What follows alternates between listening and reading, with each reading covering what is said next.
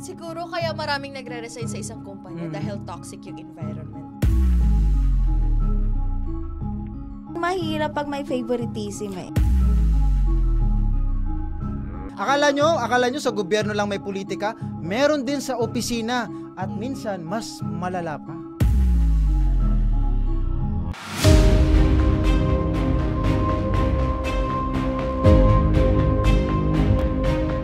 Pagod? Mababa ang sahod? Walang growth? Bakit nga ba sinasabing resign na ako ng mga empleyado?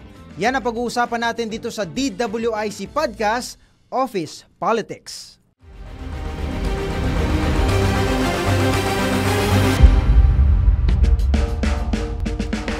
Hi! Ako nga pala si Angelo Bainyo at may makakasama akong dalawang dilag at isang...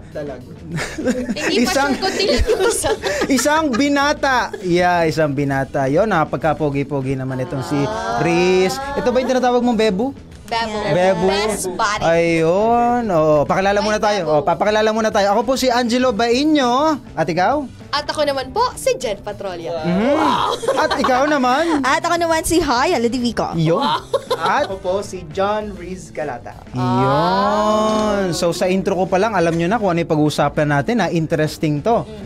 Alam nyo na, marami kayong masasabi dito. Alam kong marami kayong opinion pagdating sa topic na ito. Ang pag-uusapan natin, bakit nga ba maraming empleyado ang nagre-resign sa mga kumpanya sa kanilang trabaho?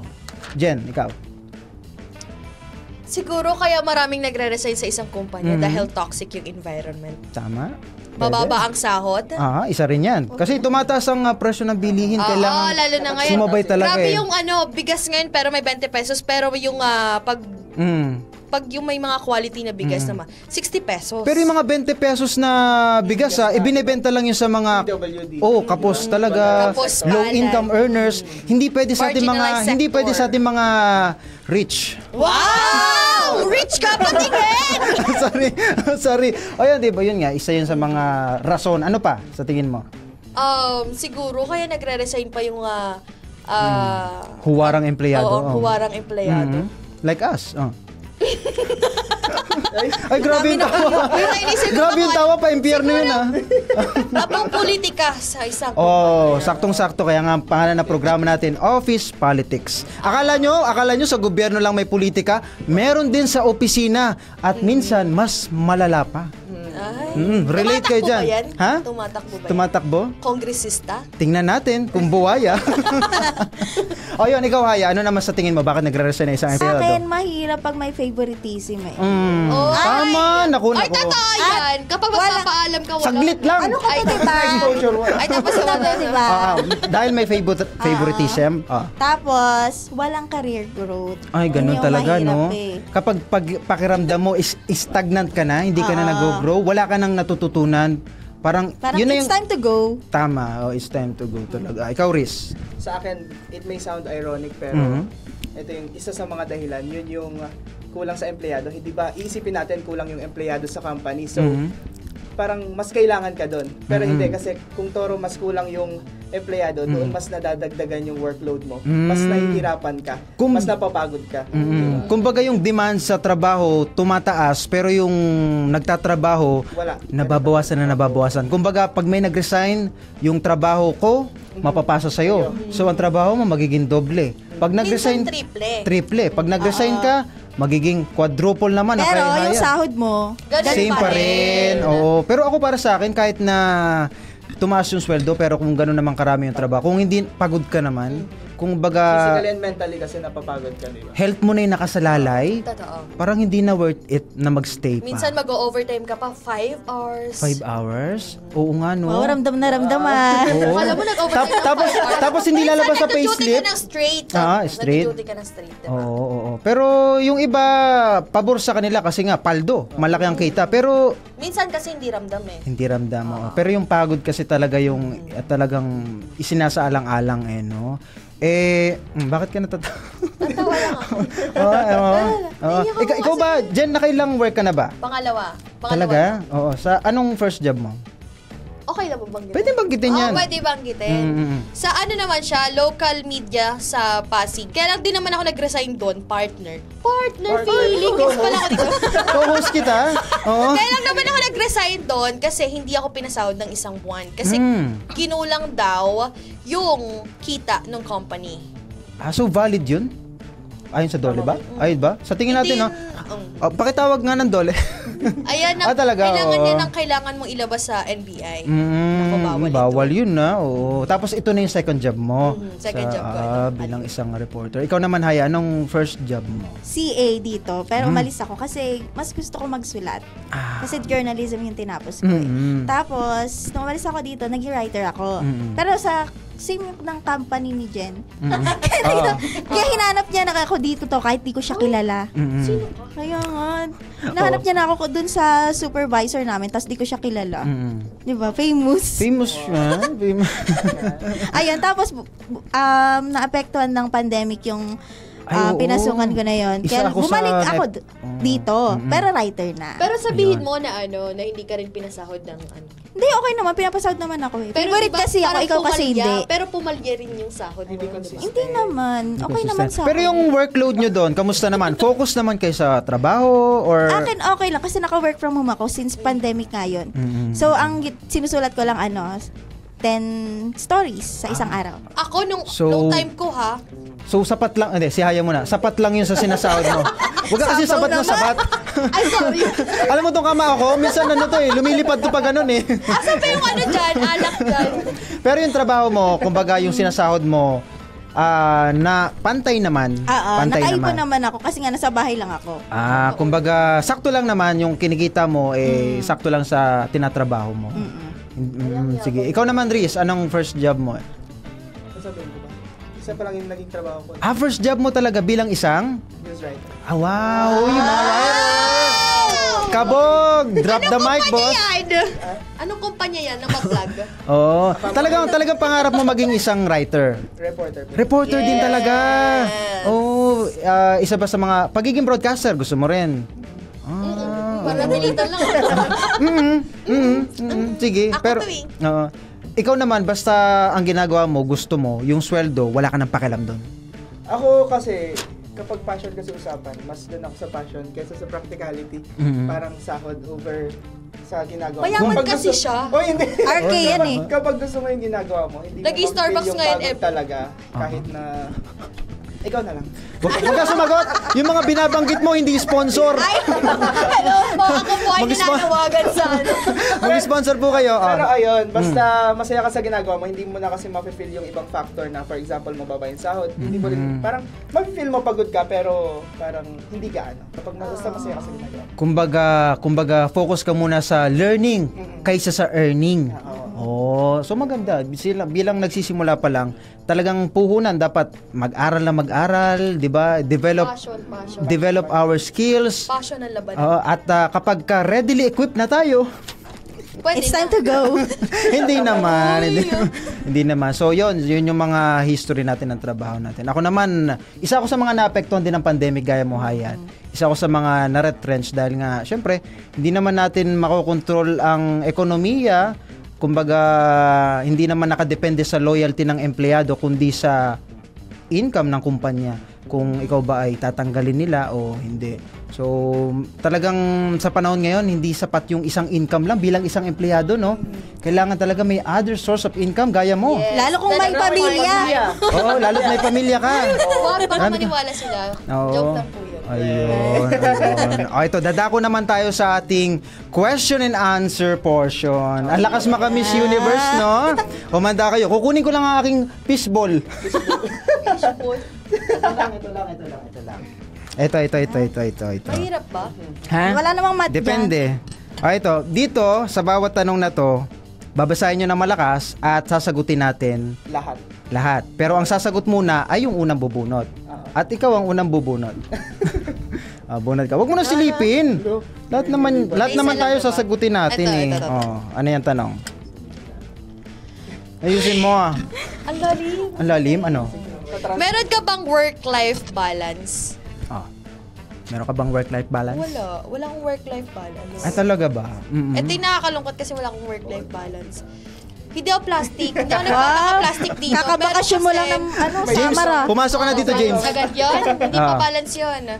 So, syempre, work-life balance, wala eh. Naisip ko ngayon na wala talaga akong work-life balance. Paano mo ba masasabing meron kang work-life balance? Ako, para sa akin, may work-life balance. O kung every month nakakapag-leave ako. Hindi naman kasi kami pwedeng mag-leave. Para mag-travel. Ako naman kasi nitong last lang ako nakapag-leave. Pero masasabi ko na wala talaga akong work-life balance. Kasi kasi sa amin mahirap mag-leave kasi lalo na kulang pa kami. Sa Reporter, trabaho nyo? Sa trabaho namin. Tapos yung position ko hindi pa yun yung kumbaga, kumbaga double job description. Double description. So, minsan magsusulat ka, minsan magre-report ka. Pag kailangan ng reporter sa labas, takbo ka sa ganito. Tapos minsan naiiyak ako kasi kulang yung mga writer na may magli-live. Pakibuhusan ng tubig. Ayan. Yun so, talaga. Kailangan kong Pero nag-i-enjoy ka naman sa iyong trabaho? Oo naman, dahil sa mga kasama ko. May tanong dito niyan, pero tingnan natin kung sino makakabunot. Ikaw naman. Plastic daw. Hindi pa ako nagpapaka-plastic. Ito naman si Haya. Ikaw, Haya. Ako gitna lang. Hindi ko sure kung meron akong work-life balance or meron. Ako nakasagot. Ikaw na lang sumagot talaga. Kilala mo siya? Hindi. Magka-work kayo? Kasi sa nature kasi ng work namin, syempre pa iba-iba ng schedule. Ang hirap mag-sked ng trip na kasama yung ibang friends mo na nasa ibang company. 'Di ba? Sila weekend yung ikaw may pasok ka ng weekend. Tapos pero okay naman nakakapag pa naman ako minsan, nakakapag-leave naman, nakakapag LU. Kasi may pera siya. May pera kasi siya. Ako kasi wala akong pera eh. Kaya ako makapag-leave. Laging siya yung bida. Kaya po ka na lang. Sana ikaw na lang dito. Then, Ayun nga. Meron naman kahit papano. Kahit papano. Pero dahil nga dun sa nature ng work, depende kasi yan din sa nature ng work. Hindi lagi napapagbigyan. Ayun. Depende pa rin sa supervisor natin kung pagbibigyan tayo. Kung mapapagbigyan. Ayun. Kasi depende nga kung kulang sa work. Yes. Or talagang mga nag-resign na yung iba mong kasamahan. So, ikaw Riz, sa experience mo ngayon sa iyong trabaho, meron ka bang work-life balance? Sakto lang din. Kagaya nung sakto lang. Plastic. Ikaw na lang din sumagot. Siguro parang yung process kasi, ibabase mo yung gala mo, yung gusto mong gawin dun sa day off mo. Pero you don't get to choose kung kailan mo gusto. Ganon. Kaya parang sakto lang din. Parang pinipilit mo na lang na magkaroon ng gagawin dun sa mismong day off. Kumbaga... Kaso minsan hindi natin na yung day off, di ba? Yung day off. Hindi, sa akin yan eh. Sagot ko yun. Huwag ka nang ngingilam. Tapos na yung sa'yo, di ba? Yun naman pala. Kumbaga parang kung kailan ka available, yung mga kasamahan mo naman, yung friends mo naman.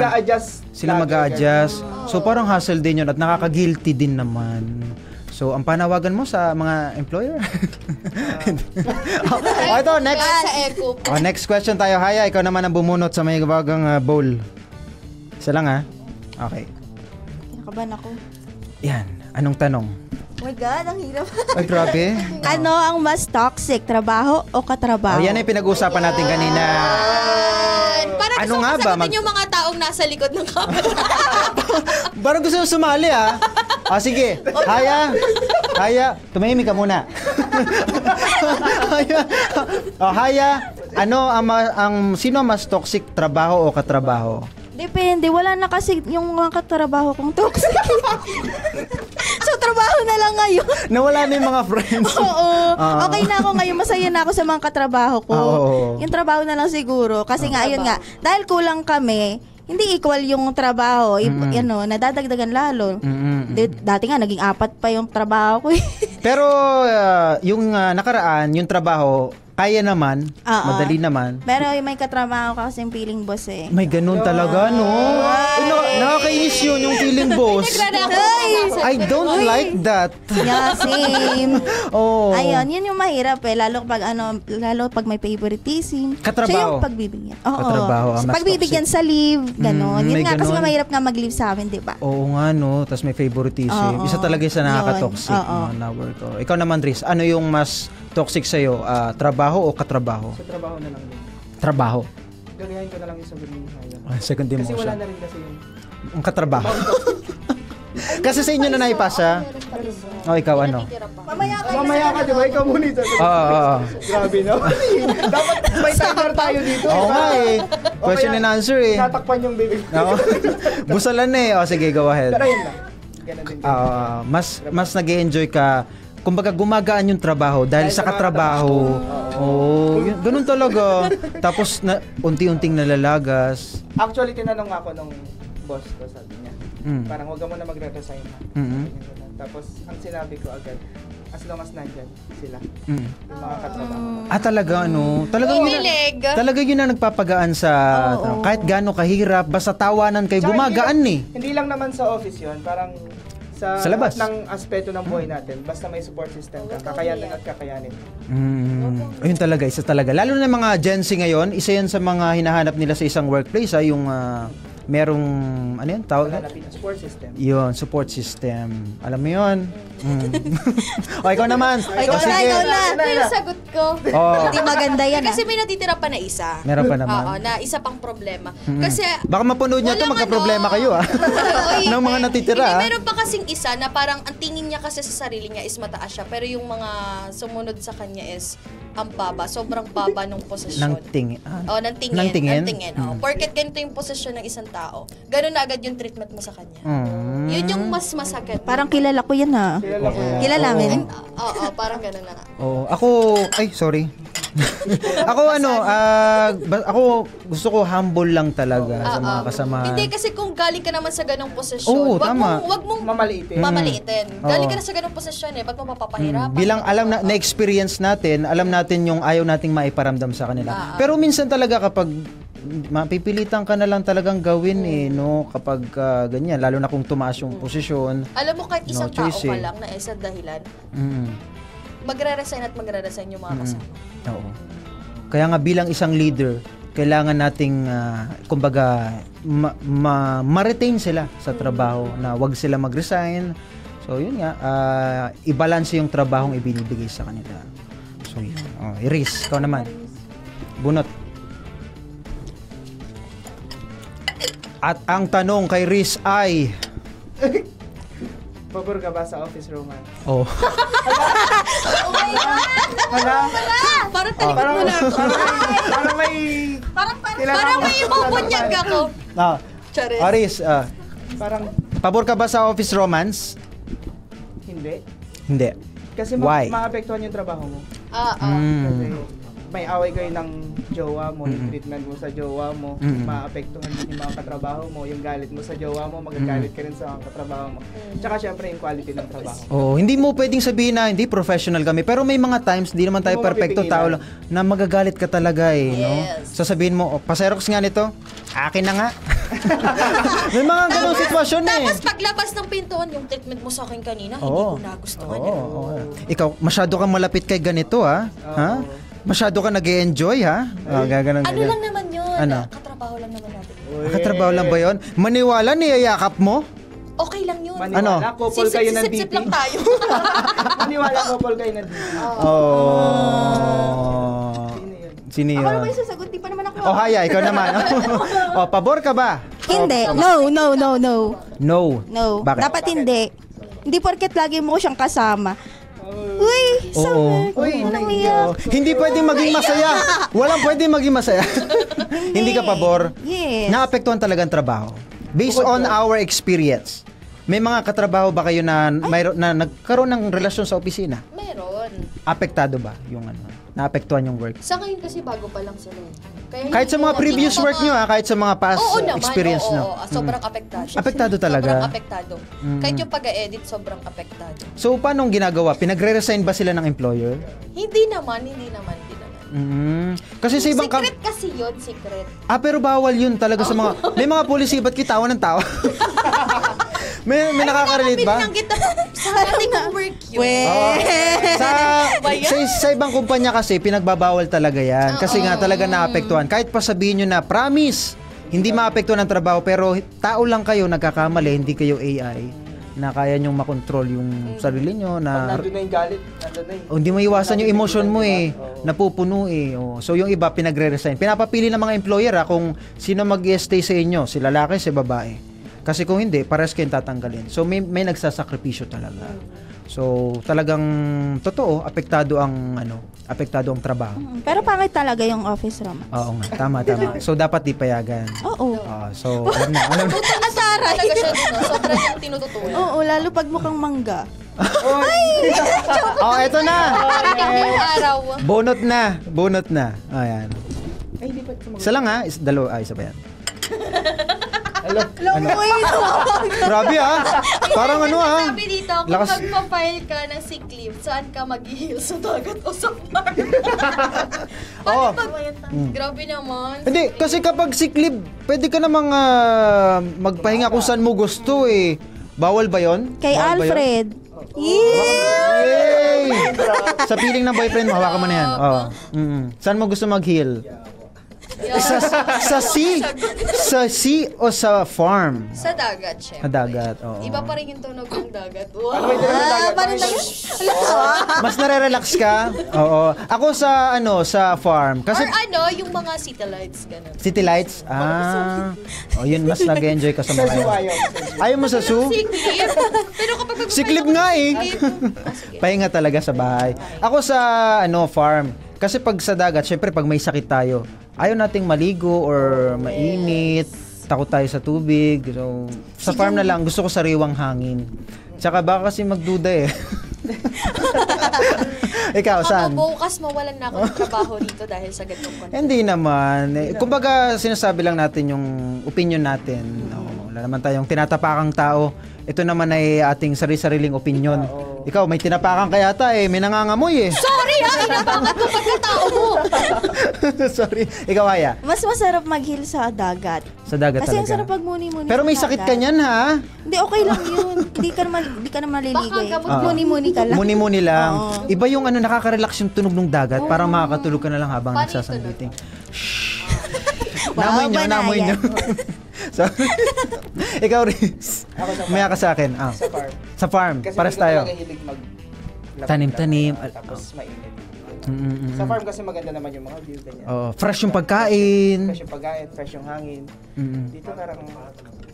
Parang tulog ng farm. Farm. Anong tulog ng mga hayop doon? May mga hayop doon. Oink. Paano mo? Ha? Okay. Next question. Riz, ikaw naman. Please, kakabunot ko lang. Bumunot ka na, di ba? Ikaw na. Ano lang yan. Anong next question? What is your ideal workmate? Workmate or coworker? Ayun, yung ideal workmate. Yung iniisip niya rin yung welfare ng iba. Parang Hindi insensitive. Oo. At saka in every way dapat iniisip niya na makakatulong siya sa katrabaho niya. At saka yung support system, pwede rin sila maging support system. Ganun. At saka Yun ang open-minded and mature. Yun yung masasabi mong true friends talaga, no? Yes. Hindi yung iba backstab kapag nakatalikod ka, kapag kapag nakalib ka, ayun, iba backstab. Ikaw naman, what is your ideal coworker? As supervisor, ayoko nang yung dadagdag pa ng bigat sa sa trabaho. Sa trabaho. Tapos, yung mga ganun.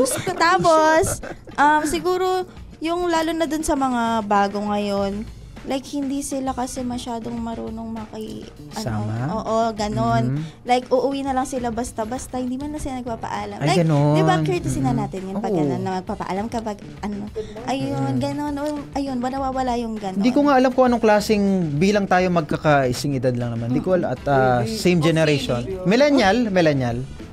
Ewan ko. Millennial. Ako kasi millennial, 1996 ang alam ko millennial. Oo, may impluwensya pa ng mga baby boomers eh. Eh, di ba mga baby boomers disiplinado talaga? Kung ano dyan. Ayun, talagang iba na yung behavior talaga sa ngayon ng mga kabataan na mga bagong pasok sa isang workforce, iba na talaga ugali. Hindi na sila palabate, no? Pero dapat, di ba, naman, parang sa school pa lang, di ba, team turo naman na yun. Pero Oo nga. dapat ina-apply din natin siya sa Oo work. nga. So, yung mga mag-a-apply po ha, magmano po kayo sa amin. Ano ko kayo? Ikaw, anong ideal coworker mo? Siguro yung hindi mabigat. Ala. Hindi mabigat ginaya kasama. Ay, parang same lang din kay Liz. Tapos, kapag pag kinorek yung pagkakamali mo, Yan, oo. sana hindi mo dibdibin. Oo, oo. Ay, yun ang magandang traits ugali ng mga empleyado na o kahit sino na kapag kinorek mo is papasalamatan pa kita. Ay, salamat kinorek mo Parang ko. kasi ngayon yung mga kabataan ngayon, pag kinorek mo sila, parang Alam ko na yan, parang nai-stress sila, ay, ganon. Nape-pressure Ito, agad. Tapos parang may part pa na, may galit ba sa akin si ganito? Kasi ganito siya, Di ba? Yun lang yung way niya para mag-correct ng... Parang ayaw nang natuturuan. Oo, nakakabisit din ganun eh. Oh, ang ginagawa may sumasagot na cameraman, no? Parang si ano? Parang ikaw. parang nakaka-bad trip din yun, no, na kino-correct mo siya, parang isip-isip ko na lang, parang ayaw nito nang Parang ayaw tinuturuan. magpaturo. Ayaw mo ba ng bagong knowledge? 'Di ba? Nakakainis yung ganun.